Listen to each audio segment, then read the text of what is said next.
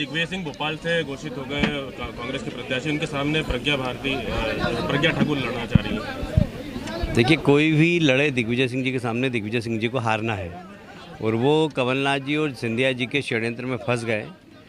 परिणाम सबको मालूम है कि दिग्विजय सिंह जी हारने वाले हैं, तो मेरी सहानुभूति उनके साथ है कि हमेशा दूसरों को फंसाने वाले आज खुद स्वयं फंस गए। वो तो राजगढ़ से लड़ना चाहते थे पर कमलनाथ जी ने उनको फंसा दिया भोपाल में, तो मेरी सहानुभूति उनके साथ। राहुल गांधी जी 2 सीटों से चुनाव लड़ेंगे, अमेठी के अलावा केरल से भी लड़ेंगे, तो क्या माने, घबराहट है, ये क्या है?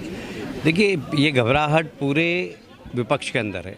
देखा होगा आपने, पहले पवार साहब ने मना किया महाराष्ट्र में कि मैं चुनाव नहीं लड़ूंगा, फिर मायावती जी ने मना किया कि मैं चुनाव नहीं लड़ूंगा, फिर राहुल जी अपनी सीट छोड़कर अब केरल में भी लड़ना चाह रहे हैं। इसका मतलब है घबराहट है।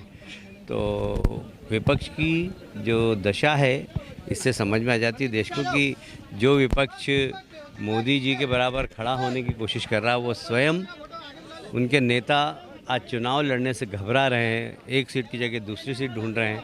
इससे समझ सकते हैं कि आज मोदी जी की किस प्रकार देश के अंदर आंधी है और लोगों का विश्वास किस प्रकार मोदी जी के प्रति है। सर, गायक और डांसर सपना चौधरी ने कांग्रेस ज्वाइन कर ली है, क्या इससे हरियाणा में नुकसान होगा बीजेपी?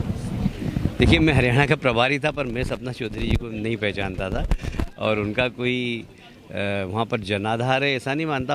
हो सकता है कि वो कलाकार हो, डांसर हो। कल ही मैंने देखा उनको टीवी पे डांस वांस करते हुए, पर मतलब महिला के ऊपर कोई कमेंट्स नहीं करना चाहिए, पर वो कांग्रेस में गई है तो कांग्रेस के लायक है।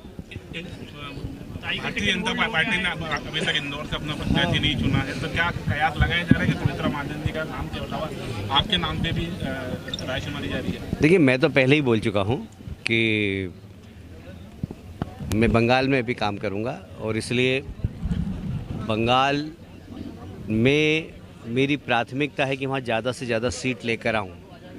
जो काम मुझे अध्यक्ष जी ने सौंपा है उस काम के प्रति मैं बिल्कुल जवाबदेही से उस काम को कर रहा हूँ और मुझे विश्वास है कि वहाँ पर बहुत बड़ी सफलता हमको मिलने वाली है। पर सिर्फ बंगाल नहीं, मैं तो अगर मुझसे पूछा जाए कि कहाँ से लड़ना है तो मैं कहूँगा कि मैं भोपाल से लड़ना चाहूँगा, क्योंकि दिग्विजय सिंह जी के सामने लड़ने का कुछ मज़ा अलग है अगर पूछा गया तो। और इसलिए पर चुनाव लड़ने का मेरा कोई मूड नहीं है। नहीं, अगर पार्टी कहेगी तो कहीं से भी लड़ सकते हैं, ऐसा नहीं है। बंगाल से भी किसी से लड़ सकता हूँ। जीतू पटवारी जी ने होल्ड की गई, क्या बदले जाने की संभावना है?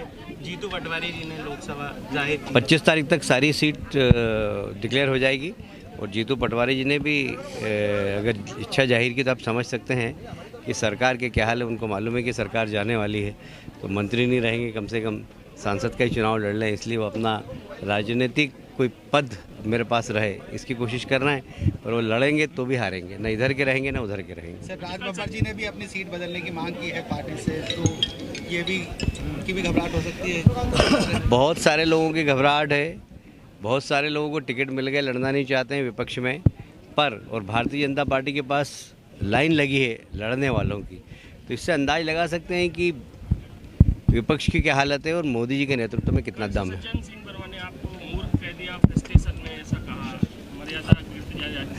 ऐसा है कि इस तरह लोगों के बारे में न मैं कोई चर्चा करता हूं और न उसके ऊपर कोई कमेंट करूंगा। लोकसभा चुनाव की हर खबर जानने देखने के लिए आप देखते रहिए एमपी तक।